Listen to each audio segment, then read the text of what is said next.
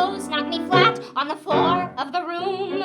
But now that I love him, my heart's in my nose. Growing up in Broken Arrow, Oklahoma, let's just say I was the only one on the block listening to the Les Mis cast album. I didn't have the opportunity to see a lot of Broadway growing up, so of course programs, honestly, that were on PBS were my lifeline. Tours that came through our town were a big one for me.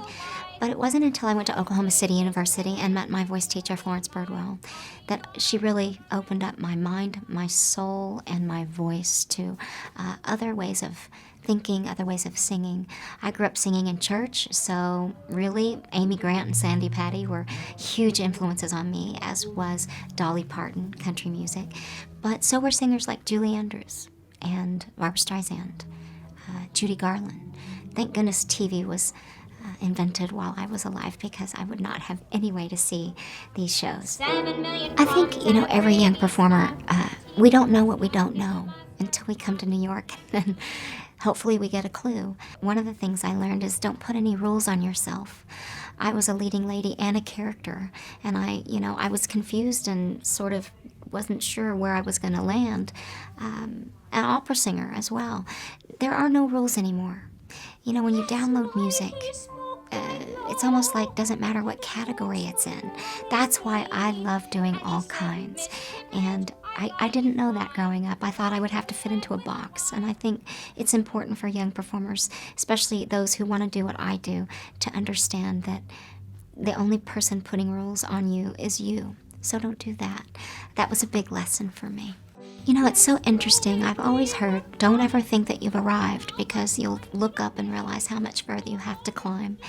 I never have had I've arrived moment, but what I have had are moments of, okay, that happened. Like my Broadway debut, which was in a play, Scapan. A lot of people don't know that about me. The second moment was Carnegie Hall. The first time I played Carnegie Hall, knowing the women that played there before me. Another reason why I want to honor these dames of Broadway, because they're people that I've admired and I look up to. Certainly, winning a Tony Award, that's not something that I set out to do, or an Emmy Award. And it's not just about awards, it's that you can't believe you're being honored by your peers and by people that you look up to, and they're saying, we're honoring you for something that you did that we appreciate. As I've gone on, though, in life, I've realized that awards are wonderful and beautiful, and I would be very dishonest if I said that they didn't mean something to me, but I think the rewards in life are music, my family, my dog, my friends, experiences, growing as an artist. Those are the rewards in life that I actually long to keep happening, to me.